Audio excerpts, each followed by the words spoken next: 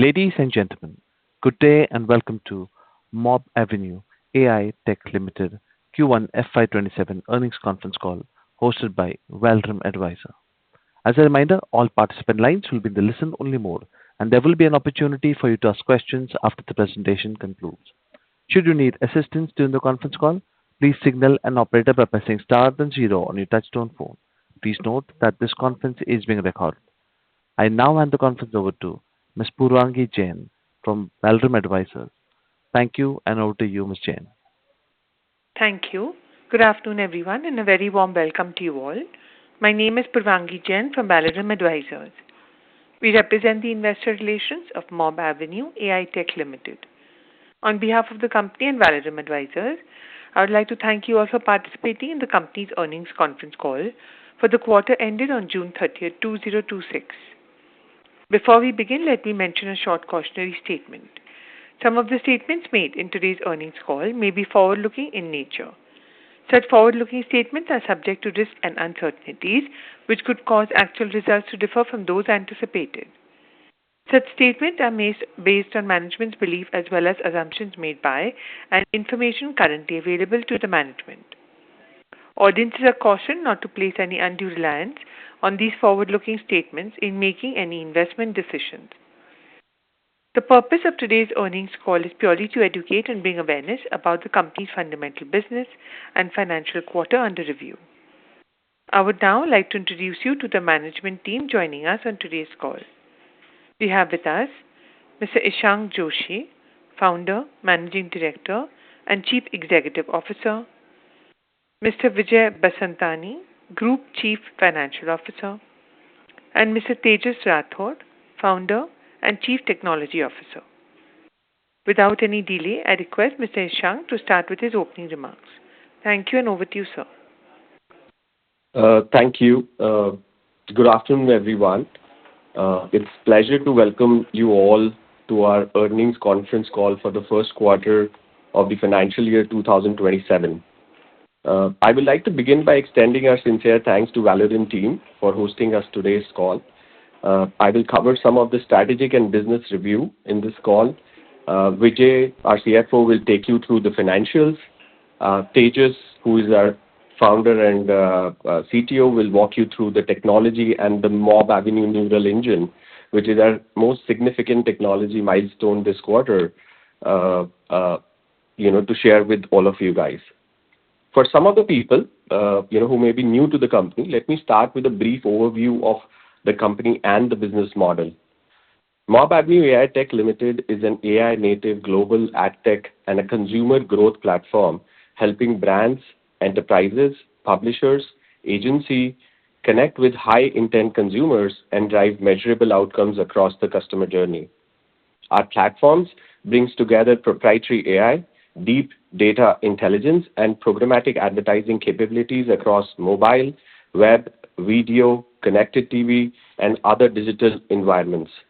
At the core of our offering is our A3 framework. We call it our awareness, acquisition, activation, through which we help our customers and clients to build reach, acquire relevant customers, and re-engage users, positioning us as a full funnel consumer growth platform focused on deriving sustainable digital growth. Today, we serve around 155 plus brands across 12 countries with growing presence across India, international markets including UK, Latin America, Southeast Asia, Middle East, US, and Singapore. Our client base is also increasing, diversified, spanning across e-commerce, fintech, banking, BFSI, travel, gaming, healthcare, retail, FMCG, consumer goods, and other digitally native and emerging businesses. What differentiates Mobavenue is that we are not a traditional media intermediary. We are building a technology-led, outcome-based growth platform. Our proprietary technology and deep consumer intelligence enable us to deliver measurable outcomes for our clients at scale. Today, our platforms process more than 1.3 billion signals every day. We reach approximately 2.6 billion devices globally monthly and deliver these decisions in under 15 milliseconds. demonstrating the scale and the speed of our technology and machine learning infrastructure. Importantly, our asset-light operating model allow us to scale these platforms across both developed and developing markets with limited incremental infrastructure investment, supporting scalability and operating leverage that we have got. We believe this combination of proprietary technology, AI-led decision-making, deep consumer intelligence, and an asset-light model positions Mobavenue well to participate in structural shift towards measurable, outcome-driven digital advertising and consumer growth. So that's about, Mobavenue and its journey over, years. And FY26 was the year of foundational pieces at Mobavenue, which we came together. Q1 FY27 is a quarter we begin building on the base with intent, a quarter of disciplined execution, a profitable growth, and a clear step in our evolution from an AI-powered platform toward an AI-native ecosystem and towards becoming a truly global company. For the quarter, revenue from operations was rupees 728 million, up by 56.9 year-on-year and 16.3% sequentially. Our EBITDA was rupees 154 million, up by 77% year-on-year. Margins at 21.2%, up by 240 basis points, and profit after tax was, INR 117 million, up by 95% year-on-year. The margins at that is standing at 16.1%, up by 320 basis points. While Vijay will take you through in details, I would like to highlight that growth was broad-based and direct advertisers' demand across all the sectors, our deeper, enterprise relationships, our expanding international footprints, and our continuous progress towards, our AI growth platforms. I want to focus on the industry shift we described through FY26 over last quarterly calls, which continues to play out. Budgets are moving from media-led platforms to outcome-led platforms. Brands want measurable growth, not reach in isolations, and that plays directly to who we are, an AI-powered ad tech and consumer growth platform, not a media intermediary, which I shared earlier. Some of the 4 key development points that I want to share in the road ahead and which we have done in the last quarter. One is bringing a new brand identity. This is not a cosmetic. It reflects our evolution from an ad tech player into an AI-native advertising and consumer growth platform built for global markets. We unveiled it at Times Square in New York alongside with our United States entry, a technology company built in India stepping into a global stage. That's truly a big achievement for us. We launched our core Mobavenue Neural Engine, our unified AI intelligence layer, the engine, the core of our stack that powers every product across our A3 framework. Commercially, it is how advertising spends converts into measurable outcomes and why our unit economics improves as we scale. Tejas will walk you through in the technology updates, as we move ahead in the call. Global expansion, we've been expanding globally, and we commenced operations in United States, one of the largest scalable market. We entered capability first rather than geography first. Progressed through Singapore, as a regional gateway into high-growth Asian market and launched PrismX operations in Philippines. We also launched an Apple ecosystem, we call it as PIX, an AI-powered growth intelligence platform purposely built for Apple Ads ecosystem, integrating Apple Search Ads, custom product pages, App Store optimization, and creative to be added soon. It complements SearchX on Android and completes our acquisition coverage across both major mobile ecosystems in the world, giving clients dedicated access to some of the highest value users in the market. Our company this quarter also launched an AI marketing maturity study with Mobile and Marketing Media Alliance and EY, benchmarking AI adoption across more than 60 marketing leaders in over 11 industries, positioning us as a practitioner at the center of AI in making marketing conversation. We measure ourselves by outcomes. We've been talking about that over last so many calls, but by quality of each one. Our revenue per outcome improved steadily through FY26. Q1 FY27, our platforms delivered 14.16 million verified outcomes at rupees 49.94 per outcome. Now, delivering more outcome is one growth lever. Delivering high-value outcomes with better pricing efficiency is what compounds our model over time. And Tejas will talk about it as we go on the technology side. Our operating framework remains A3, awareness, acquisition, and activation, now spanning both Android and Apple ecosystem end-to-end. Our long-term philosophy remains the same, the rule of 50, the sustained annual revenue growth above 30%, together with EBITDA margins of 20% or higher. Now, we see this not as one-year target, but as a shape of compounding business within our broader vision to 2030 ambition to build a global, profitable, and a growing AI-native platform from India for the world. Our priorities and for FY27 are consistent with levers that we define in FY26. First is to deepen enterprise and mid-market penetration in India, scale globally on an asset-light, outcome-based model through agencies, resellers, direct advertiser team, platform partnerships, and selected inorganic opportunities both in India and global markets. And keep enhancing, which is very critical for us, is AI and product roadmap. We shall continue to scale the neural engine and extend our purpose-built platforms across Apple, streaming TV, DOH, retail, reward media, and creative optimization. With that, I would like to hand it over to Vijay for financial review and share financial details with all of you. Vijay, over to you. Thank you, Ishank, and good afternoon, everyone. Q1 FY 2027 was a quarter of steady, profitable growth and continued margin discipline.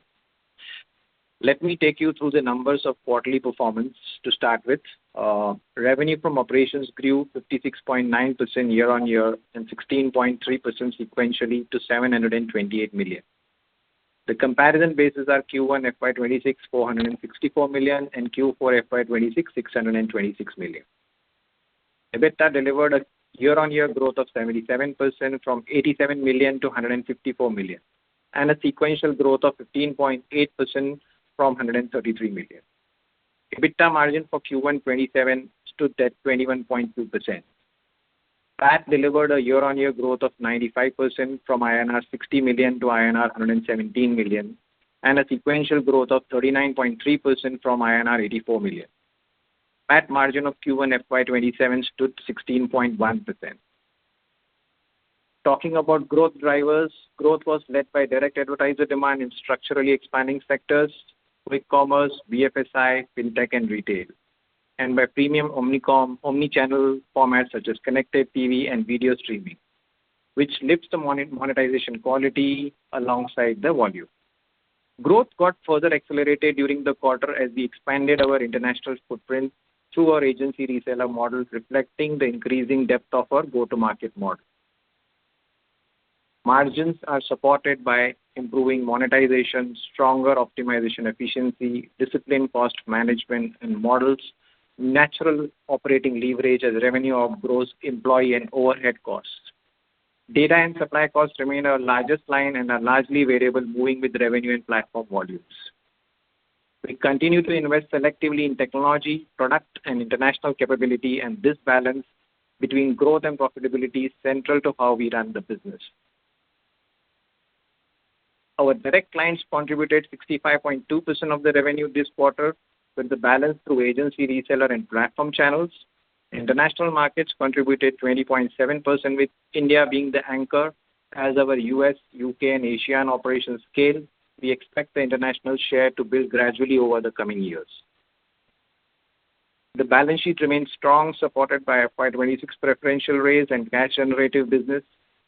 Capital is being prioritized towards AI stack, international expansion, and platform capabilities, alongside selective inorganic opportunities that add clear capability or market access.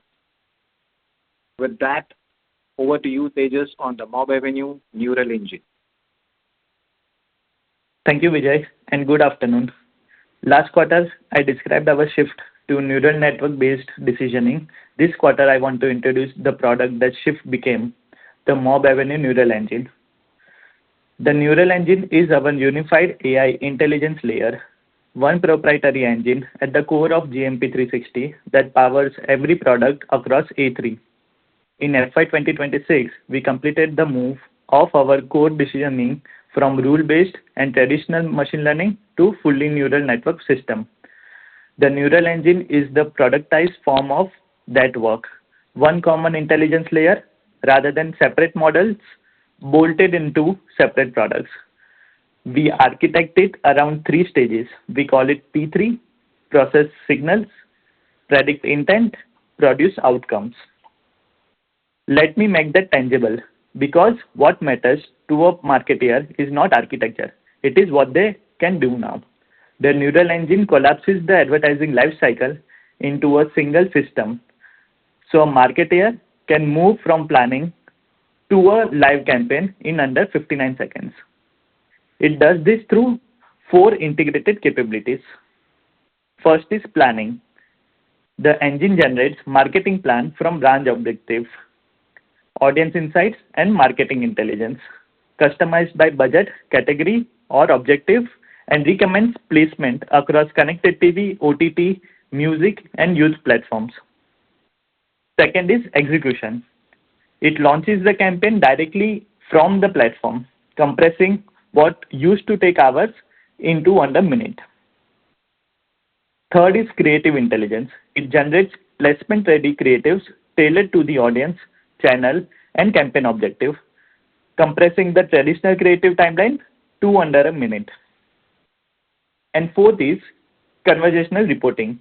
The marketer asks in plain language how a campaign is performing and gets instant answers across impressions, conversions, audiences, and channels. Plan, launch, create, and measure. Historically, four disconnected tools and several days of work now happen in one place under a minute. This is practical difference between AI-powered and AI native. Workflow speed is separate from decisioning speed. Once a campaign is running, the engine decides in under 15 milliseconds inside a live auction whether to bid, what to bid, which creative to serve, which audience to target, processing over 1.3 billion consented privacy compliant signals in a day's time. And because of this architecture is closed loop, every outcome becomes a new signal that sharpens the next decision, so the system improves as it runs. We own all three P3 layers on our proprietary technology infrastructure. Most platforms own one or two and license the rest. That is a structural advantage. Every signal improves our prediction, every prediction improves our outcome, and none of that intelligence leaks to a third-party vendor. To make it more concrete, for a fast-growing hyperlocal client, optimizing on downstream purchase signals rather than install alone scaled quality installs several fold. Because the engine learns which install actually converted and not simply how many we delivered.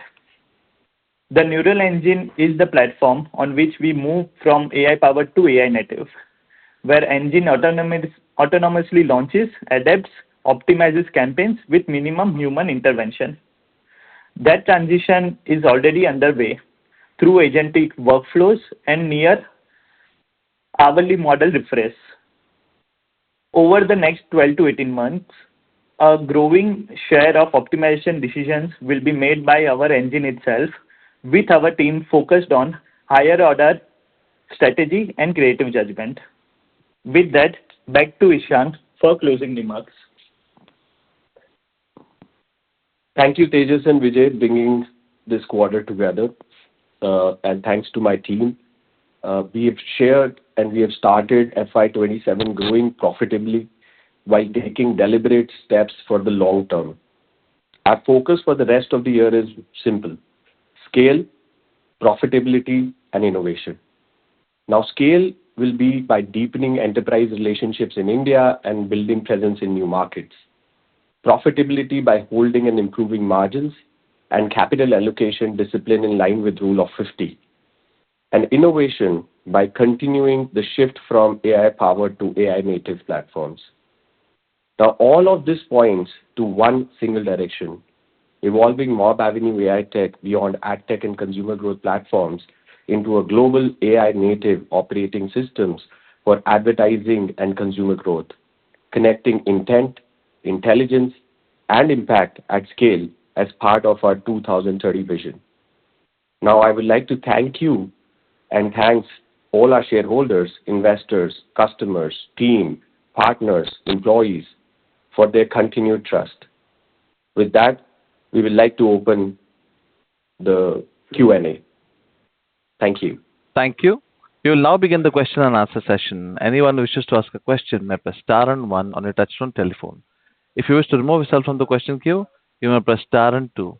Participants are requested to use handsets while asking a question. Ladies and gentlemen, we'll wait for a moment while the question queue assembles. The first question comes from the line of Rahul with Eternal Capital. Please go ahead. Hello. Yes, Rahul, you're thank you audible. so much for the opportunity, sir. So, you can just correct me if I'm wrong, but as I understand it, the direct clients contributed 65.2% of the Q1 revenue versus 73.9% as of FY26. So, should we interpret this decline as simply a function of a faster growth business, or is there a shift in the go-to-market mix? And what is the medium-term strategy on this, and what is the optimal mix that you see between direct clients and agency reseller partnerships? Great. Vijay, you want to start off with, and then I Sure. can carry on it. You are right in saying that the percentage 65.2 and earlier it was 73.9. Well, this is because of the reason that we have entered international global footprint with our initial strategy of going to the clients through agency or a reseller model. This is just to begin a small or a medium-term strategy so that we make a good footprint at international level to clients through agency or a reseller model. While the long-term strategy remains a direct advertiser approach, which will be implemented, and accordingly, you will again see some shift in the ratios for the long term.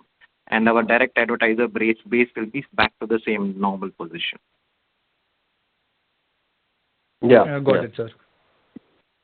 And as we see the AI capabilities become increasingly commoditized across AdTech, what is preventing larger global platforms from replicating the functionality of a neural engine? And is there any moat that we have in our proprietary models, let's say the volume of the consented signals, or any integration of the technology across our GMP 360? Sure. So two things. We own the whole stack. So we are not adding intelligence on top of someone else's platform. And our commercial model ensures that the AI works because we get paid on outcomes.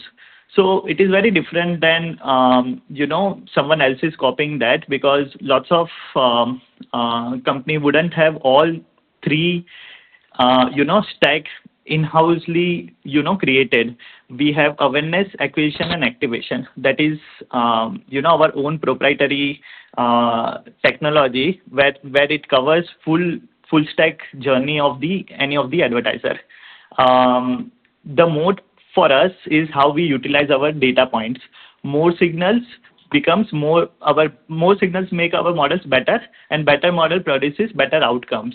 And better outcomes bring more spend, and that loop is our business. Our AI capabilities closes that loop. If someone else is having any third-party, licensing platform, they will not able to do this simply because they wouldn't have all that data signal coming to their platform. Rather than it might go to that, licensed platform. For us, it is our mode that we have, since all the platform in-housely made, created, and that is our proprietary technology. It goes to system as a closed feedback loop, and then our next decision is from that particular feedback which we have received from our own data. So that is our basically mode, that every signal is our own signal, and that is getting introduced inside the system as a feedback. Yeah. Yeah. Just to add on that, I think one of the key things is to build the machine learning infrastructure. So over last 2 years, we have really pushed our machine learning infrastructure, and that can be seen from the operating revenue per outcome that we have put it across in our models. While we are increasing the outcomes, we are also increasing the price per outcome, right? So that brings us a value for not only our customers but for us as a platform company also. Got it, sir. And if I can just squeeze one more in. So what are the key new products and geographies? Earlier also you mentioned that your international strategy is through the resellers. Yeah. But what is going to be the growth driver for the company, and what are the timeline for these growth drivers to become meaningful contributors? So what we have a clear GTM that we have shared earlier also, with all our investors and shareholders and well-wishers. One of the key things is that we look at India and emerging markets. In emerging market states at Asia, Philippines, Latin America, these are some of the markets which looks like India. They would be around 2 or 3 years behind in their digital ecosystems, but they would have capabilities like India. So they would have large internet base. They would have people doing transactions online. So that is clearly one of our GTMs for international expansion. The other is going in developed markets. One of the key things is going in US. It's one of the largest digital advertising market. So US, UK, these are 2 critical markets for us, which we are looking forward to go forward in the coming year. We have a roadmap of next 12 to 18 months in terms of increasing our penetration both in evolved and the emerging markets. So this is clearly one of the growth levers. In terms of products, our core focus always lie in building purpose-built platforms which can be integrated in our GMP 360, which is growth and marketing platform 360. So clearly, this quarter we are focused towards getting us into Apple ecosystem. So it's an early sign of launching our products beyond connected TV, beyond Android ecosystem, and in an even more premium market like Apple. And we look forward that those growth drivers will be kicking in next 12 to 18 months. Okay, perfect. Thank you so much for the answers. So that actually answers a lot of my questions, and I'll fall back in the queue if I have more. Yeah, thank you. Really appreciate it.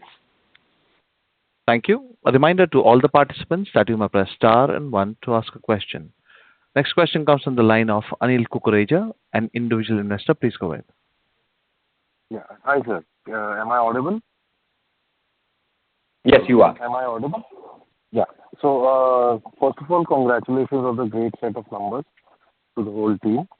My question is basically your Q1 revenue growth was about 56.9%, so which is a very good growth number. And how do you see the sustainability of this growth rate in the next 4 to 8 quarters? And if you see these growth rates normalizing, what could be the factors why it could normalize? Yeah, that was my question. I think we've created a framework for us in terms of what we look as our business. We do not optimize it for quarter or 100 days. We optimize for the whole year, and what we look at 2030 as a vision for us. So we call it as rule of 50. In terms of normalization, we look at that we should grow by 30% year on year. Of course, there would be quarter to quarter or year to year where some of the growth factors will kick in, as we expand in the global markets beyond India. But we keep as a metrics for, long term, that 30% can be really calculated. And we look at 20% as an EBITDA margin. We, as a growing company, is continue to invest in our technology, in our platforms, while maintaining the base margins as 20% and improving it on year-on-year basis point. So you can consider that as a core, to model it for you or to any other investors. Okay. Okay. And a follow-up question on that. This current revenue growth, what was it driven by? It was mainly the generic market growth, or you gained some market share as well? So general market growth cannot do 56.9%, right? So one of the key things is, our global component. So since we have established, around 12 months back, we started putting our efforts in UK, in Latin markets, in now Philippines, in US, in Singapore. So all of these markets, slightly are kicking in. Of course, UK is kicking in faster because we first went there. The second important is we are also focusing on the premium inventory and premium intent users. So whether it is from streaming, connected TV, Apple ecosystem that we've just launched, DOH and some of the other markets. So these are two important factors, which resulted for the growth that you look at in this quarter. And that's about the growth. Okay. So basically, your current, last question. Your current revenue per outcome has reached 49.9, almost 50 rupees, right? Yeah. So how do you further see it improving? Like, this will be driven on, like you said, by high-value customers, or, your AI improving, or even maybe your product mix improving? What could be the, driver for the growth of this number, specifically RPO? Yeah, great question. So there are three important pillars here.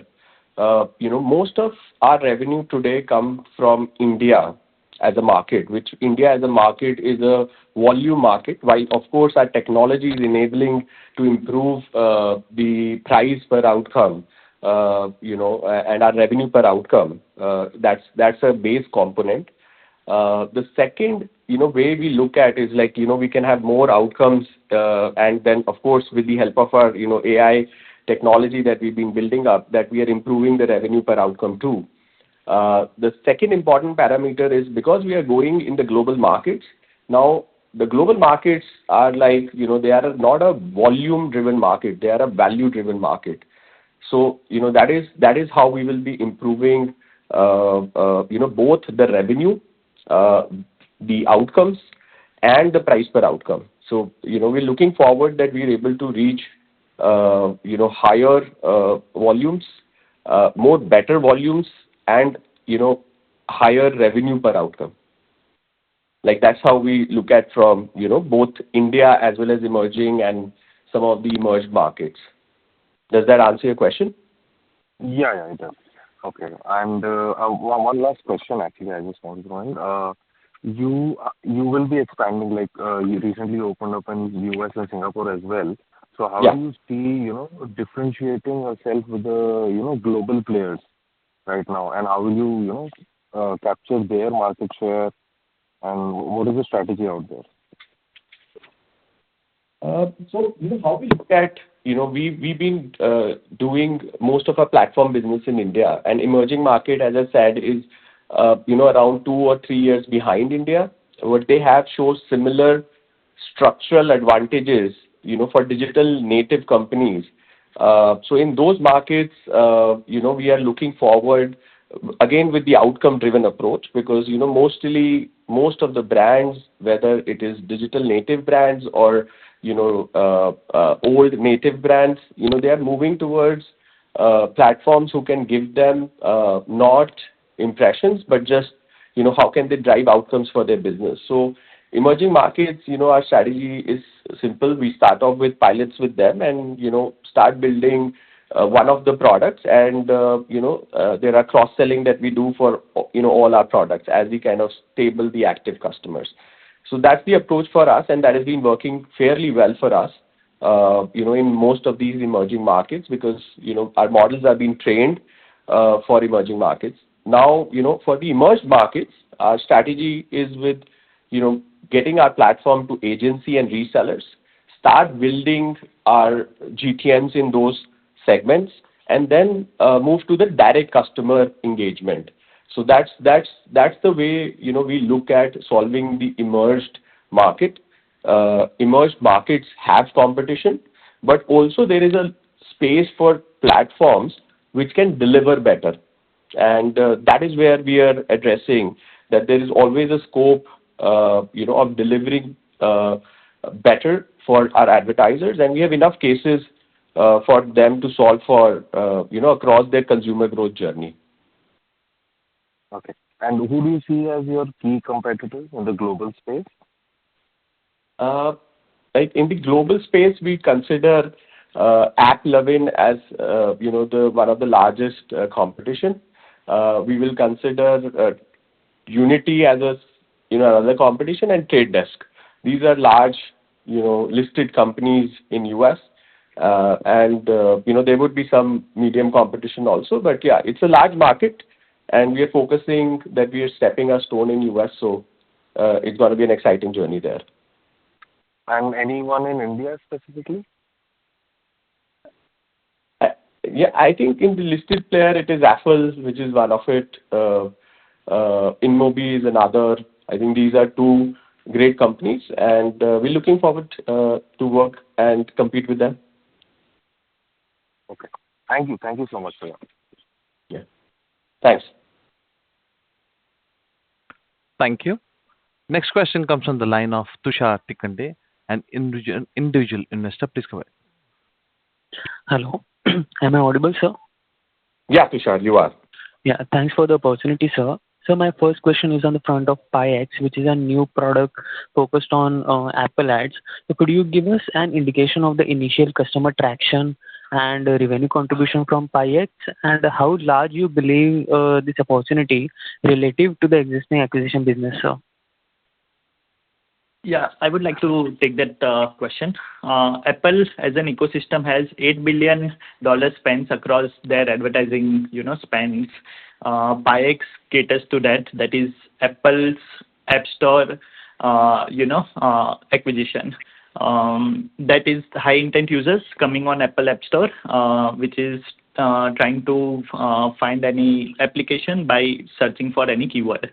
While PieX for us is a very new initiative, which we have just launched in this quarter, last quarter, we have seen initial signs of, customers who have tried this product and seen successful results. We believe that Apple's reach in India market, which we believe is 6%, is growing to get 8 to 10% in coming, years, and that will just increase brands' advertising spends on Apple ecosystem. For us, we will start off with India, where we have largest penetration of customers. We will try to see that what kind of initial tractions we are getting.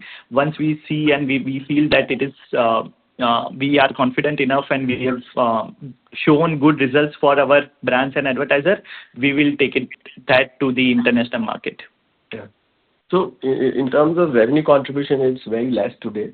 I think it's negligible. But how we look at as a framework is when we launch new products, we look at 100 days, then we plan 1,000 days, and then we plan 3,000 days, right?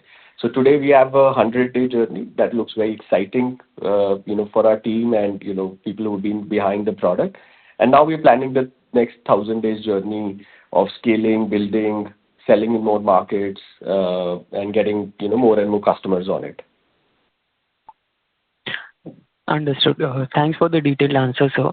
So my second question is that with now more than 155 brands now on the platform, how has customer concentration evolved? Could you provide some color on the contribution of the top 5 and top 10 customers, and whether the rapid growth in the revenue has been accompanied by further diversification?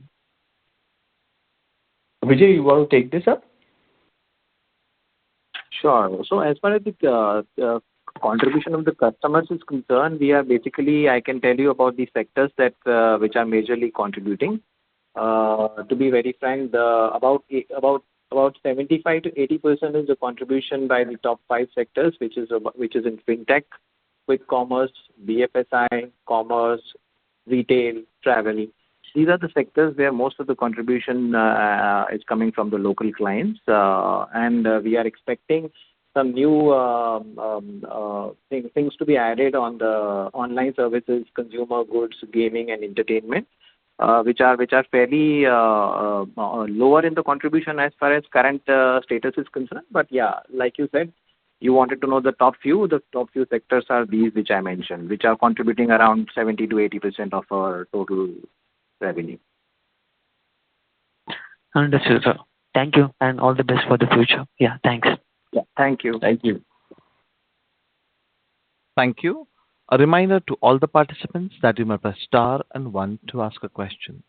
Next question comes from the line of Rohit Singh, an individual investor. Please go ahead. Hello, am I audible? Yes, you are. Yeah, thank you for the opportunity. So my first question is that you had raised approximately 50 crores through preferential issue to support your technology investments, your global expansion, and some inorganic opportunities. So I see that the business is now generating healthy cash flows. So what would be the priority of allocation among this investment opportunities going forward, which will it be more towards technology investments, international expansion? So just some color on that and how our balance sheet will look overall. Okay, great. Let me tell you about, the reason for us raising capital. So of course, our inorganic growth, the intent remains unchanged. We raised capital specifically to pursue some of the strategic acquisitions, and we continue to evaluate those opportunities actively. However, we are being very disciplined, over years and, in the current financial year also on both strategic front, as well as economic viability. We're not looking just to acquire simply and to deploy capital. We want an asset that strengthens our technology, our publisher relationships, our geographical presence, our capabilities, and we have a clear path and a framework of what type of companies we are looking at.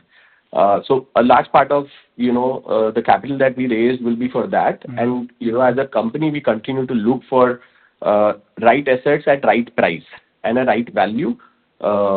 There would be a part of the capital that we raise is for our technology advancement, which we continue to put our efforts, and general purpose.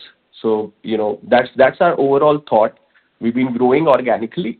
You have seen it over last 4 quarters. We've been seeing it for last 8 years. We look forward that any company that we look for as an asset, will be a growth driver for us. Okay. Understood. And just another question I had, now we are having some strong growth. Our margins are improving. Also, our key performance metric, which is revenue per outcome, it is also increasing. So just wanted to understand from your perspective that going forward, what will be the biggest risk to all this?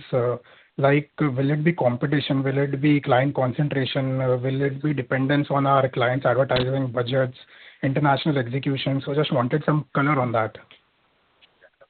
You mentioned on risk, or you mentioned around, if you can just let me know if there was a word that you... No, on the risk. Basically, going forward, what we should look at? Is it competition? Is it client concentration? Is it some regulatory changes? Is it AI disruption? Some color on that. What are some key risk factors that we should look out for from your perspective? Got it. Vijay, can you cover about on the risk side, and then I'll cover on the AI and the client side? Generally, if you talk about risks, actually the risk is more on the regulatory front, which most of the time is not under control of many people. So regulatory front, we need to be really careful. The other risks that in general are, which we are going through on the economic front, which is sometimes on the currency risk side. And to be very frank, these risks we generally mitigate or create a plan about it by balancing the revenue between INR and USD. So we are like for our revenue is very, very well balanced between and distributed between INR and USD. So from that angle, if you will see, we can easily cover the currency risk. But in talking about the AI disruption, yeah, AI disruption is happening on the technical front, and we are also always keeping a close eye and close look on that front, and we always upgrade and upskill ourselves also parallelly. And in fact, I would say beforehand, if those changes are happening so disruptively. Apart from that, these are the major risks. The general risks are on the economy side, which are on the inflation front.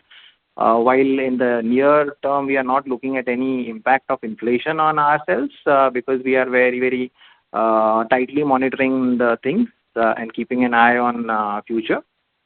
These are the general risks, and we are well aligned to mitigate them over a period of time. Yeah. Okay. Yeah. Okay. Yeah. Just to add on on the technology side, Yeah. I think every business today and every company today has two factors that they can look at: AI as an enabler and a growth enabler, and a next 5 to 10 years of the journey, or they can look at being the obsolete part. So for us, Yes. we Yes. look at we've been working on our platform and AI and machine learning ecosystem from last 3 years. So that's one of the reasons where you see our margins improving, our growth improving, our revenue per outcome is improving, our ability to get more and more customers are improving. So every industry retools every few years. So we look this implementation, what we are doing today in terms of our AI products, as an opportunity to go beyond a normal growth curve. And this is the only protection in investing back to the technology. Being a product and a platform company, we are not a services company. We are not a intermediary like an agency where people are being built for. We are a platform and product company, and we look forward that what is coming next, how can we get that into our platform, and that is what we continue to invest in. Hence, we have given us a larger goal that 30% growth and 20% EBITDA margins is something that we always look forward to solve for the business. There is also one of the key things that we look at, because there are wars, there is volatility, there is now global world is also shrinking. The outcome-based spend is usually the last thing that the brand cuts, because if we are able to provide them ROS, we are able to provide them growth, this is the last that they cut on. They can spend on brand, and they will cut down something on the brand side, but the acquisition, the activation funnel is always on. So our platform, since it is able to cover all the three segments, we see that from a business side, that risk is less. Just to share with all, now when we plan our annual planning, we do at least the model in that manner that we look at some of the regions, if there is any tension in that region, if there is a war in that region, we look at from that perspective. We also look at the average income in that country, and some of the other initiatives that we put it across in terms of a model for the next year. And these are things that we have been doing it now over last 3 years, very, very disciplined. Understood, sir. Understood. Thank you for such a detailed response. That will be all by me. All the best for your future. Yeah. Thank you. Thank you. Thank you. Ladies and gentlemen, as there are no further questions, we have reached the end of question and answer session. I now hand the conference over to the management for closing comments. Thank you so much, everyone, to be part of our journey. We really appreciate it. I hope we have answered your questions. You've seen our journey. Please feel free to have any more questions. You can write to us and our IR team. We love to answer it. In that way, I would like to end this conversation. We look forward to host you up in the next quarter, and looking forward to keep growing our company and your company. Thank you so much. Thank you. On behalf of Mobavenue AI Tech Limited, that concludes this conference. Thank you for joining us. You may now disconnect your lines.